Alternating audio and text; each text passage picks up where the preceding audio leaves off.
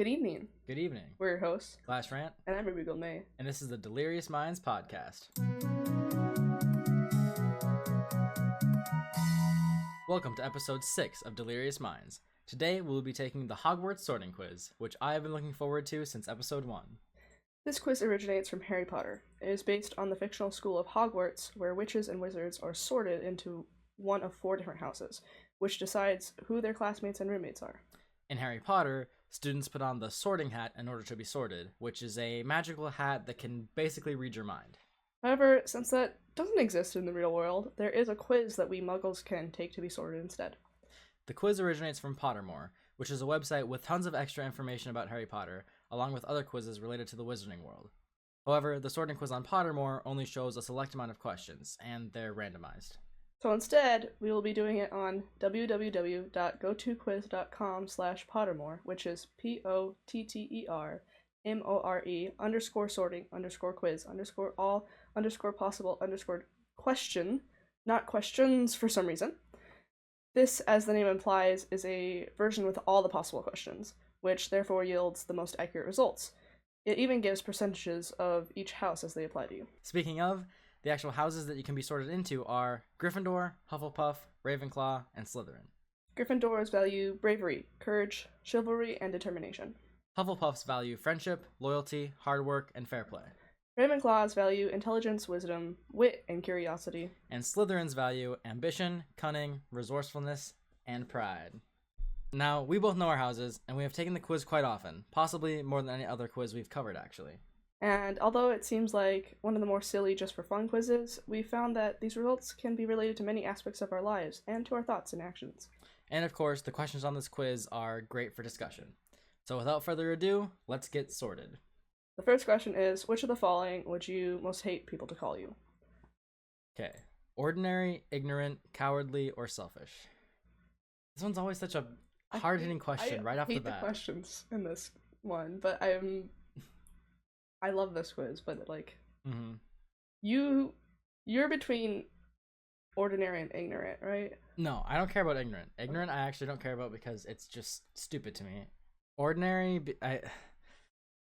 I'd come up with some. I think I'd had like a Punnett Square idea of this before. It's some of them are true, some of them are true, and I'm scared they are. Like they're true, and I don't want them to be.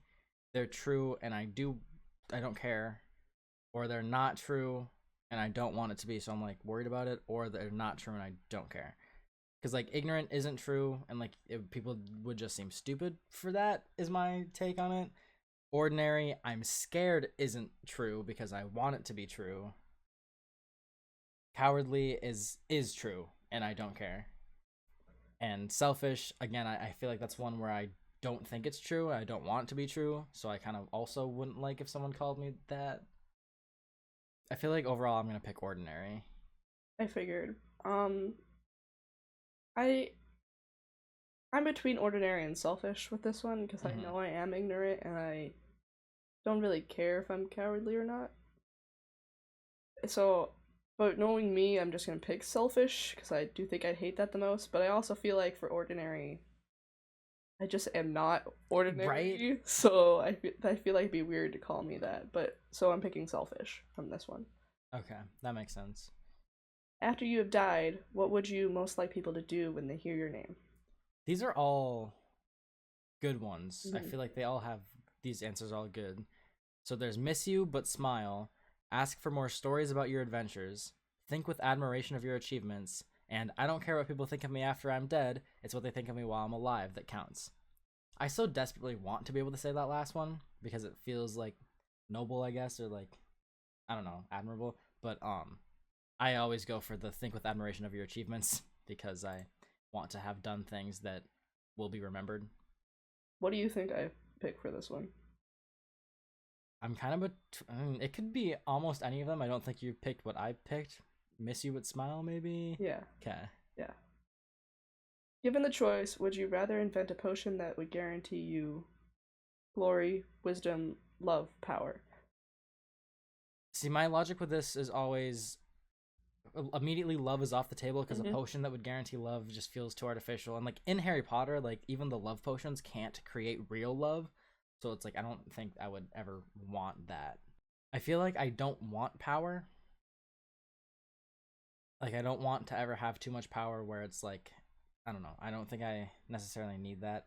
I feel like wisdom is a good answer, and is that what you pick? I pick wisdom. Okay, I figured, and I almost want to pick wisdom, but at the same time, I think, I don't know. I usually pick glory is what I was getting to, Yeah. but wisdom's such a good one too. I'm almost torn, but I think I'll just go with glory, because I feel like that makes sense for you. yeah. How would you like to be known to history? The wise, the good, the bold, the great. This one's kind of easy for me. I just go for the great because I don't think I need to be known for wisdom. Like I don't think I'm particularly wise, and I don't want that to necessarily be how I'm known. The good is a good thing, but also kind of lame to me, and the bold is just not true. I feel like I usually pick the good, but like I also like the wise. That makes sense. So now I don't know. Watch me think about it, because we would talk about this. Watch me think about it too much, and then pick a different answer. You're gonna end up like with Ravenclaw. But yeah, but I also like you also shouldn't let like your thoughts about the results influence your answers necessarily. So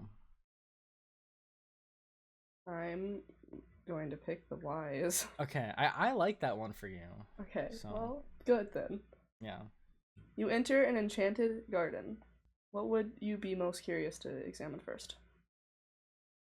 The silver-leafed tree bearing golden apples, the fat red toadstools that appear to be talking to each other, the bubbling pool in the depths of which something luminous is swirling, and the statue of an old wizard with a strangely twinkling eye.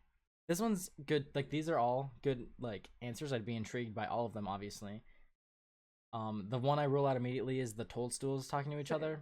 I don't care. I just have no interest. I think I have switched my answer a few times because the silver-leaf tree bearing golden apples does kind of draw me, which almost now feels reminiscent of like Adam and Eve type stuff. That's what I think every time I think about this. Which makes me I want the forbidden fruit, you know? So that one is intriguing, but I have also picked the bubbling pool thing, and more recently, the conclusion I come on for this one is I would go to the bubbling pool in the depths of which something luminous is swirling first, because I want to make sure that it's not gonna come out of the water like at me or something while I go look at the tree with the golden apples. So I just have to investigate that first because it seems like the most immediate threat possibly. That makes sense. I'm still just gonna say the silver leaf tree because that's the coolest thing. It is the coolest thing. So, oh, this one's so hard. What kind of instrument most pleases your ear? Violin, drums, piano, or trumpet. I immediately rule out trumpet because I play the trumpet and it is not the best sounding of these instruments. I know it can sound really good, but it's just not. It's not on the same level as everything else. When I first took this test, I think I said violin because I played violin for a little while and it's not the most pleasing to my ear. I like violins, but so I just pick piano. Piano's just the best in my opinion. Piano is really good. Okay, I do love the violin though, like the sound of like people who are really good at playing the violin. When they're good at it, I agree. Yes, I'm assuming for all of these that we're listening to people who are well practiced. But I kind of want to pick drums because I do just love drums, and I love like the feeling, like when you can feel drums like in your chest when they're playing like live. That's one of my favorite things. So I think I might have to say drums. I flip between this one a lot between violin and drums usually, but I'm gonna say drums today. So sounds good. 4 boxes are placed before you. Which would you try and open? The small tortoiseshell box embellished with gold, inside which some small creature seems to be squeaking. Sounds like a mouse. The gleaming jet black box with a silver lock and key, marked with a mysterious rune that you know to be the mark of Merlin. The ornate golden casket standing on clawed feet, whose inscription warns that both secret knowledge and unbearable temptation lie within. And the small pewter box, unassuming and plain, with a scratched message upon it that reads, "I open only for the worthy." I don't like this question. This one's kind of tough, too. I rule out the first one. I don't care about the creature squeaking. It's probably a mouse. I feel like I might care about the creature squeaking, though. True. So these are all very good. I feel like I always used to pick I open for the worthy one. That's definitely the Gryffindor answer, just knowing. I know that too. But I feel like now I just like having analyzed my own brain so much. I feel like I just you're wouldn't be not. worthy. That's kind of So- same. Like, I almost want to just to like see like, oh well, am I?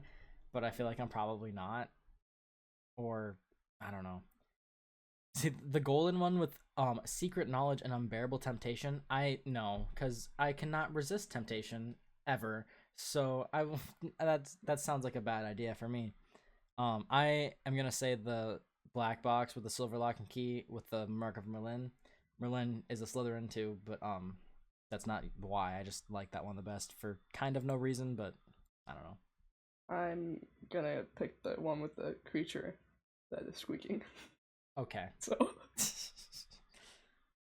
4 goblets are placed before you. Which would you choose to drink? The foaming, frothing, silvery liquid that sparkles as though containing ground diamonds. The smooth, thick, richly purple drink that gives off a delicious smell of chocolate and plums. The golden liquid so bright that it hurts the eye and makes sunspots dance all around the room. The mysterious black liquid that gleams like ink and gives off fumes that make you see strange visions. The fact that the fumes make you see strange visions just scares, like consuming that. I don't even know. Yeah, what's gonna happen? So I rule out that last one because that sounds terrifying. I also rule out the second one because it says delicious smell of chocolate and plums. However, to me, that sounds disgusting. I hate plums, and with chocolate, no.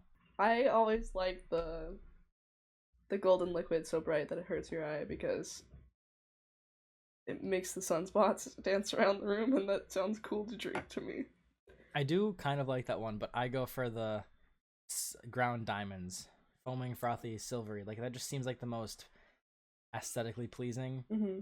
I mean, I hope it doesn't actually contain ground diamonds because that would cut up my throat, but like, otherwise, you're right. That sounds like, I don't know. Yeah, I think of all these 4, the 2 that we picked are the best. Yeah. So, once every century, the flutterby? Flutterby? The flutterby bush produces flowers that adapt their scent to attract the unwary. If it lured you, it would smell of a crackling log fire, fresh parchment, home, the sea. None of these. I've changed my answer to this one a lot too. I used to always say the sea, and I have never actually smelled the sea. I just was like, oh, water, because I don't know. It wouldn't be a crackling log fire, even though it is a nice smell that I haven't smelled in so long.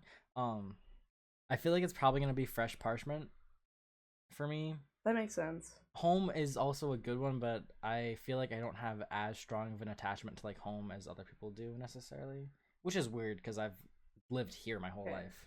I'm gonna be me and pick home because home isn't a place. So, yep. I get that. That does make sense. Yeah. But honestly, the one you picked out of all of these would probably be the last one I pick. Really? Yeah. I guess that actually, you know what? That does make sense. Yeah. Would you, when you were younger? Maybe. See, I just don't think fresh parchment smells good. Like, it's not like old book smell. It's different. You're right. Old book smell is better. Yeah. But like, if it was old book smell, then it would be a contender, but it's not. So. I guess. I don't know. Yeah. Like I said, none of these are probably actually what it would smell like, so. True. Probably like pizza or something else stupid. Now I want to know what would lure me. Right? Smell. I wish you could actually have these things, like the Fluttery bush or Amortentia, which is the love potion that also gives smells of like things you love. That's so interesting. Or like sometimes it's more abstract than that though. So. Because like I don't like I like smells, but like, what one would be enough to like lure me to death? Yeah. Like it would have to be something to pique my curiosity enough that I'm actually gonna go look for it or something. Yeah. Yeah. A troll has gone berserk in the headmaster's study at Hogwarts. It is about to smash, crush, and tear several irreplaceable items and treasures, including a cure for dragonpox, which the headmaster has nearly perfected, student records going back 1,000 years, and a mysterious handwritten book full of strange runes believed to have belonged to Merlin. In which order would you rescue these objects from the Trolls Club if you could? This one, when I first was doing this quiz when I was younger, I used to prioritize the student records so much, but now I feel like that is clearly not the most important thing. So that's the last one for me. Agreed. And then I put the Dragonpox cure number 1 because I feel like if it's nearly perfected, if you could perfect it, that like Dragonpox is basically like chickenpox type thing, or like a cure for cancer almost. Like it's like something like that in our world, and I feel like that should be prioritized over almost anything else. And the runes are definitely interesting. I feel like I used to say the runes didn't matter as much, which makes sense because like if they're that old, like maybe you can't necessarily do anything with them anymore. Yeah.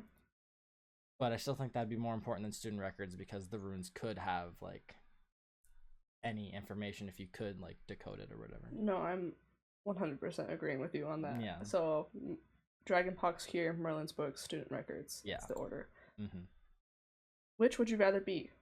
Trusted, liked, imitated, praised, envied, feared? Feared is spelled without the second It's like E. beard. Beard, but feared. This is another tough one because almost all of these, except for feared, I don't want to be feared, but almost all of the other ones are things I want. I guess imitated, I also don't really want to be imitated, but it would still be like a compliment, I guess, or whatever. So I come down to, okay, trusted, liked, praised, and envied are all very good that I can't decide between every time, and this has changed a lot too. What do you think? For me, it's between trusted and liked. That makes a lot of sense. And I always switch between them.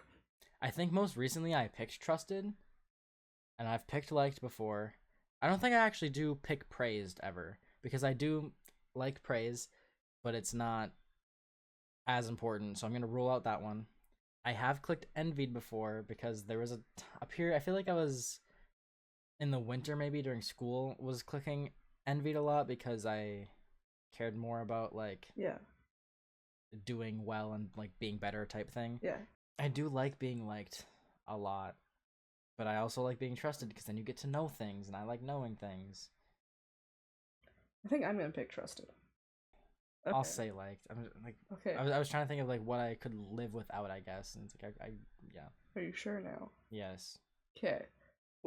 Which of the following do you find most difficult to deal with?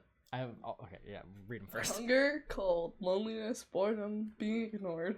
Being ignored is so. It feels so random. Like I get why it would be difficult to deal with, but I have put so much thought into this question over time because, like, obviously, in extremes, all of these are going to be bad. If you are, like, starving to death, freezing to death, in complete isolation, or, like, so bored that, like isn't there that experiment with people? Like, they put them in a room with nothing but a button that shocks them, and they will get bored enough. They will continually press that button just to do something. So all of these are obviously very bad, like, in the extremes. So it's hard to compare them. So I instead go on the lower end. It's like, as inconveniences, which one of these bothers me the most quickly? And it's cold, because I have, especially after losing my taste, hunger. I'm always hungry. I can deal with hunger so well now. I've gotten very good at that. And loneliness does suck, but again is more manageable for a little bit longer. And boredom, when it's not extreme, I can distract myself with my own mind very easily. So it's got to be cold. I'm a pussy outside, so. I don't know what I'm gonna say. Cause it's not hunger or cold. Don't care about those. I didn't think so. Loneliness at one point definitely was my main go-to. Yeah. I had an argument with Jacob for a little while about how boredom is like the base human emotion, and like all our lives the only thing that we're trying to do is to cure our boredom. I would agree with that, and I've heard you say that before, yeah. So that's a thing. I think I'm gonna pick boredom this time around. So what are you most looking forward to learning at Hogwarts? We'll just they had to separate it into two different questions. Yeah. So basically though, there's just like, what is that? It's 8 different ones. Every area of magic that I can, apparition and disapparition, which is just like teleportation basically. Transfiguration, turning one object into another object, flying on a broomstick, hexes and jinxes, all about magical creatures and how to befriend or care for them, and secrets about the castle. I'm gonna pick every area of magic that I can. I usually pick that. I'm trying to look at them though, just to, like, flying on a broomstick tempts me so much. Oh yeah. Because that is, I've had like the first few times I read through Harry Potter, I would have such vivid dreams of like playing Quidditch or flying on a broomstick. That's so cool. Just all the time. I so badly want that. Like they better eventually invent that somehow. Maybe not like broomsticks, but like that type of. That'd be so fun. Anyway, Fun. I am afraid of heights too, but it would still be fun. I think I am still gonna say every area of magic that I can, just because I would be interested in just everything. And then click none of these for the next one, because it's a combined thing. And then, if you could have any power, which would you choose? The power to read minds, invisibility, superhuman strength, the power to speak to animals, change the past, change your appearance at will. This one's so tough too. Okay, superhuman strength I rule out because I don't care. Speaking to animals I also don't care. And changing the past, no. I don't think anyone should ever pick that. Read minds, invisibility. The temptation to read minds is so strong, and I have picked that one before. I usually pick invisibility because I feel like that'd be the most fun and probably the most somewhat useful. I feel like read minds would probably be more useful than invisibility, but it scares me. My question is if you had the power to like hear the thing, like, or access the things that's going on inside someone's head. If you think about it, though, someone else's brain has completely different synapses that run to make them do the thinking.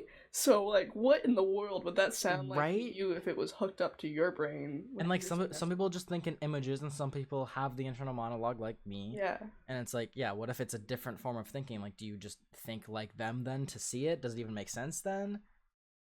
Or would it be translated into however you think? Yeah. I don't know. That'd be weird. See, I feel like I really want to click read minds because I feel like that is probably what I want the most. However, there's the holdup of I don't think I'd be able to trust myself to like stop, assuming you can control it, to stop reading people's minds. Like I feel like I would want to leave some things unknown, just like because that's part of like life. Yeah. Like I don't want to know everything. And I feel like it'd be hard to stop myself from just reading someone's mind when I'd rather just like be normal about it. So I think I'm gonna rule that one out just because of that. And I keep changing your appearance. Would be very useful and like. That's what I'm picking, because I feel like logically that makes the most sense, and I should pick that one. That's not an insecurity thing either. I just think it'd be cool. Yeah, there are so many things you could do with that. Yeah, exactly. But I feel like I'm gonna pick invisibility. That's always my go-to. Like when people ask this question, like, "What superpower do you want?" I usually always say invisibility. But yeah, okay, I'll go with invisibility, and then change your appearance at will for me. Okay. Which of the following would you most like to study? This is split again. So, centaurs, goblins, merpeople, ghosts, vampires, werewolves, trolls. Weren't you just thinking about centaurs? I was just thinking about centaurs. I usually say ghosts for this. There are some that I don't care about, like goblins I don't care about, trolls I don't care about. Centaurs I know a fair amount on anyway, but in the Harry Potter sense, I guess it might be cooler to learn about them. Vampires I don't think I have an interest in. Werewolves maybe, but again, from Harry Potter I kind of already know a fair amount, but I'm just gonna say ghosts is probably the most interesting to actually learn about. There. I think I'm gonna say werewolves because I don't fucking know.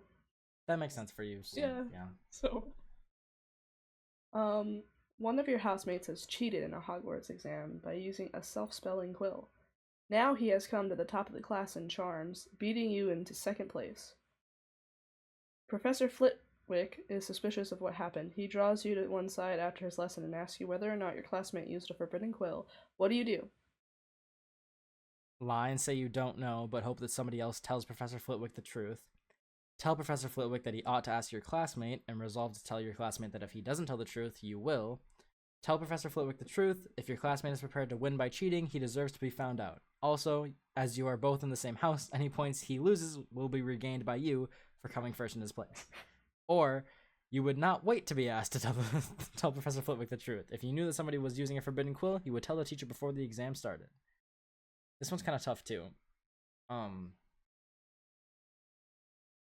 gonna pick the tell Professor Flitwick that he ought to ask your classmate. I think that's what I usually pick, and I think that's what I'm Yeah, I think that's what I'm picking now. Yeah. Just because, like, well, I guess it's just a classmate. I always took it as it's like one of your friends. No, just a housemate. I'm trying to think, like, in school, like, if there was someone random who was, like, just literally cheating and did, like, beat me for some reason, I feel like that specifically, I'd be like, no. But also, like, I don't like being a snitch, I guess. Ought to tell the classmate. Yeah, and then if he doesn't, then I'll tell the truth anyway, so. Okay. You and two friends need to cross a bridge guarded by a river troll who insists on fighting one of you before he will let you all pass. Do you attempt to confuse the troll into letting all three of you pass without fighting?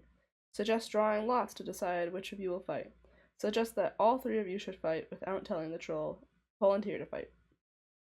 What do you say for this? I usually say volunteer to fight. Really? Yeah. Huh. I say attempt to confuse the troll into letting all three of you pass without fighting. I feel okay. The drawing lots one seems so weird. It's like, why would you? Yeah, it's like I feel like you should just pick whoever is best suited to fight if you're going to fight, or do one of the tricks or whatever. Like, why would you do it randomly? Anyway, yeah, I'll try to confuse him without fighting because I'd rather not, I guess. Which road tempts you the most? The wide, sunny, grassy lane, the narrow, dark, lantern-lit alley, the twisting, leaf-strewn path through woods, the cobbled street lined with ancient buildings. I'm 95% sure I know your answer.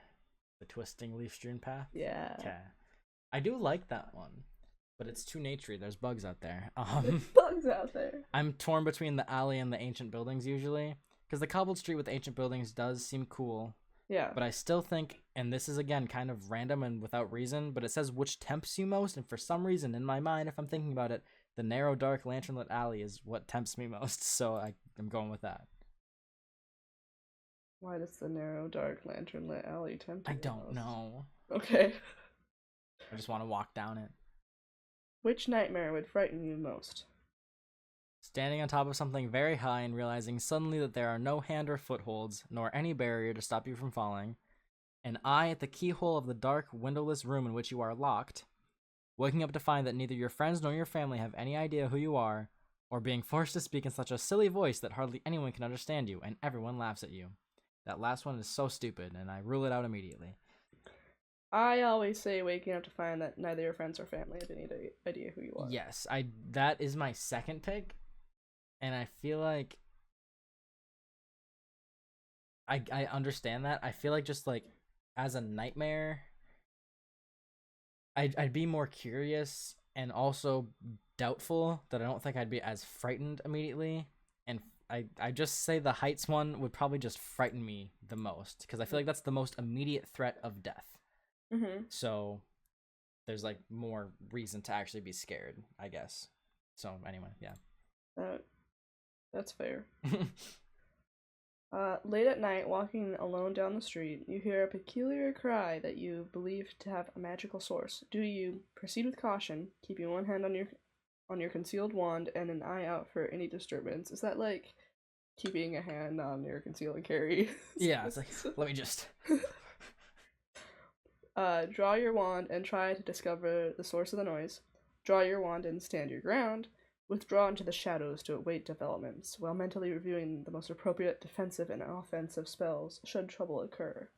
Yeah, I picked that last one because I'm not gonna try and fight, and I'd be suspicious and want to hide, so I would, hide in the shadows, and I would definitely be reviewing spells. Like, that is such a me thing to do. I'd be like, oh, I gotta know exactly what, like, planning for the worst scenario is basically what that is.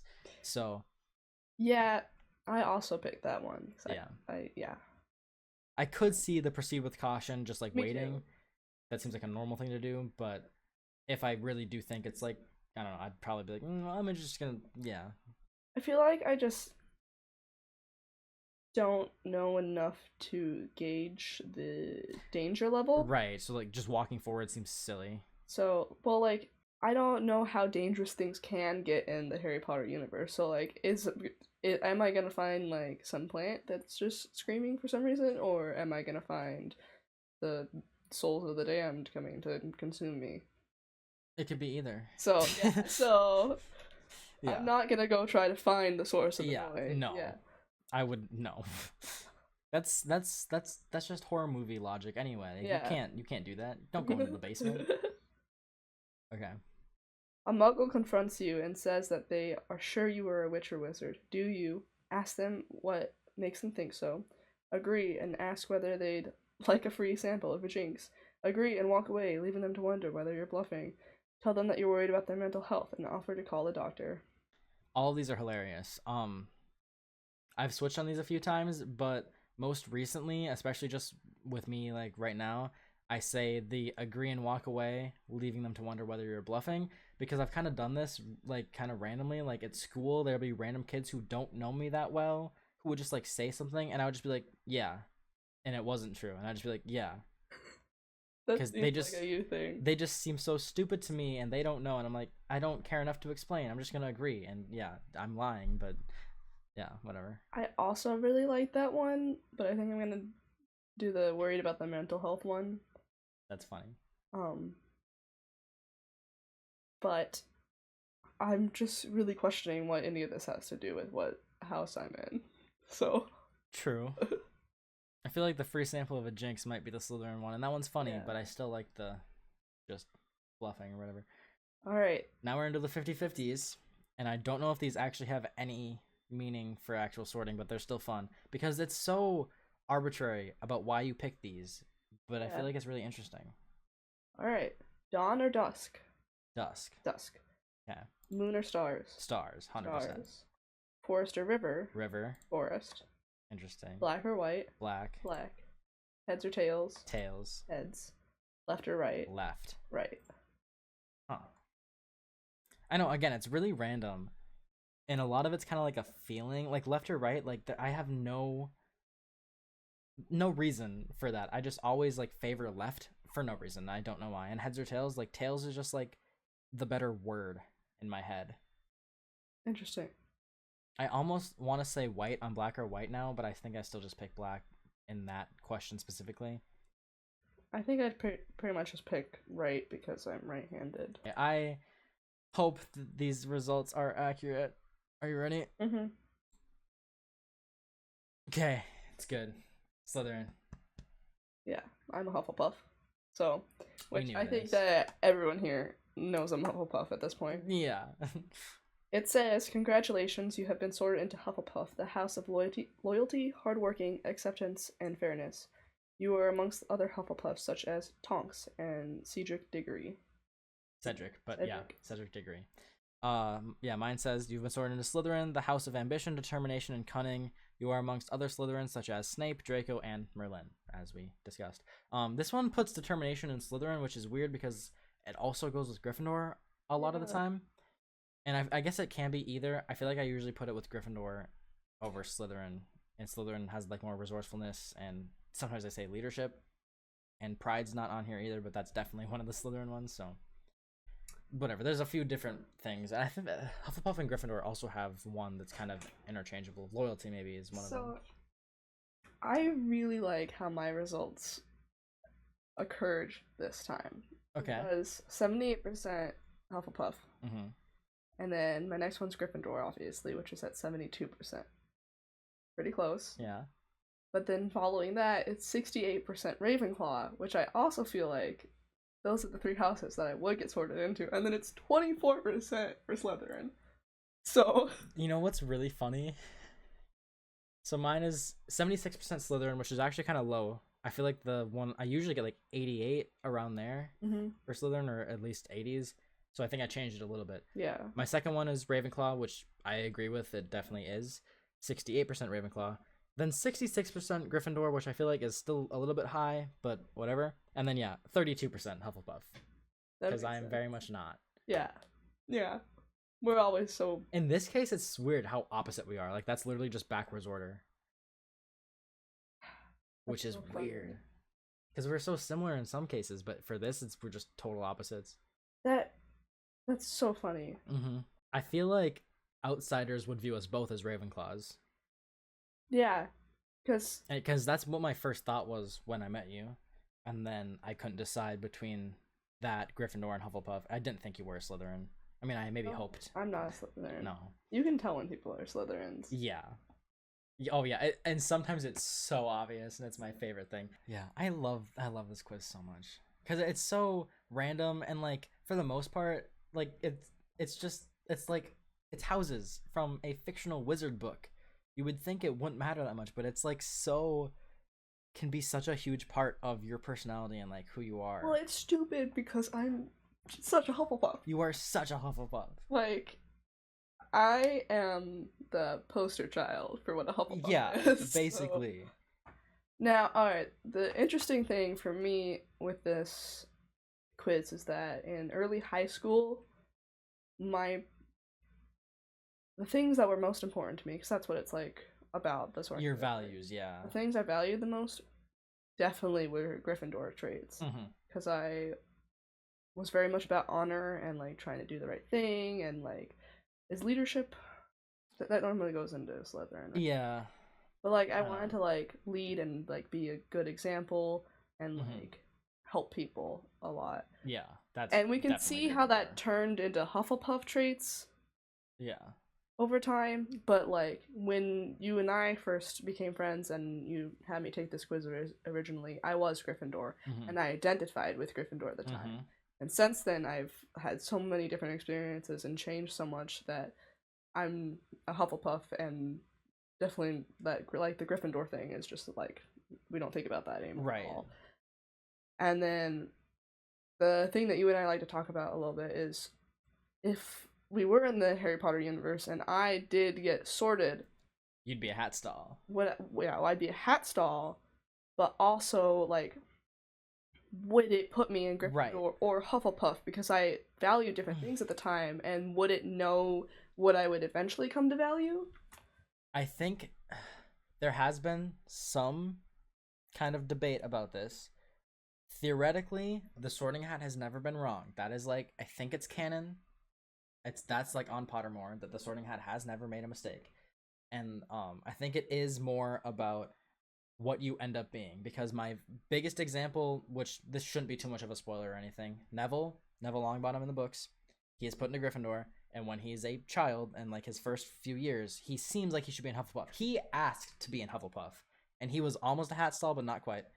That's when it's 5 minutes or more deliberating. Yeah. But he wanted to be in Hufflepuff because he thought he didn't want to like have the like weight of being a Gryffindor and like have that expectation on him, because he didn't think he could live up to it.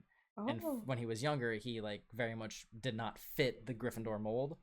But as he got older and as the war started, he became like more of a fighter, and he like developed his skills, and he became like such an accurate representation of Gryffindor by the end that he is like interesting. It's like you would never put him in Hufflepuff knowing that he is that much of a Gryffindor. And it's very like a powerful message too, because like you're not, I don't know. It is. I like that. Yeah. If I'm in the situation where I'm getting sorted by the Sorting Hat, like experiences and stuff could be. If they put me in Hufflepuff, I think that I would become a Hufflepuff. But if they put me in Gryffindor, I think I would have adopted the Gryffindor stuff. Just because, like, being told that's what I value, I would just like, take that and run with it. I can see that.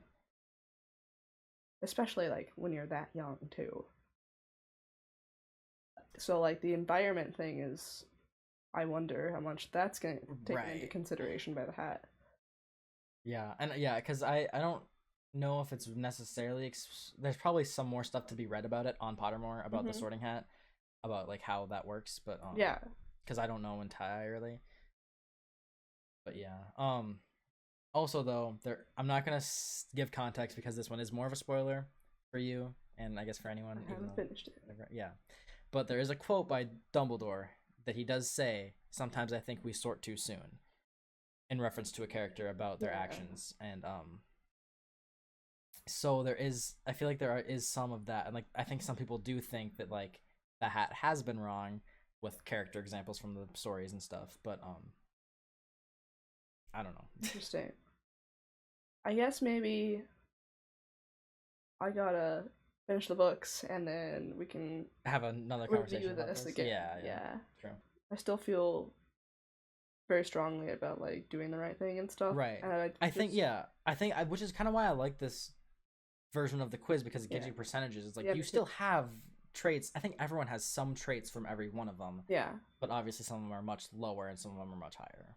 I think possibly I would have ended up being a Gryffindor if I got sorted by the hat, because I feel like the things that I consider to be doing the right thing and like the honorable things just manifests through Hufflepuff traits.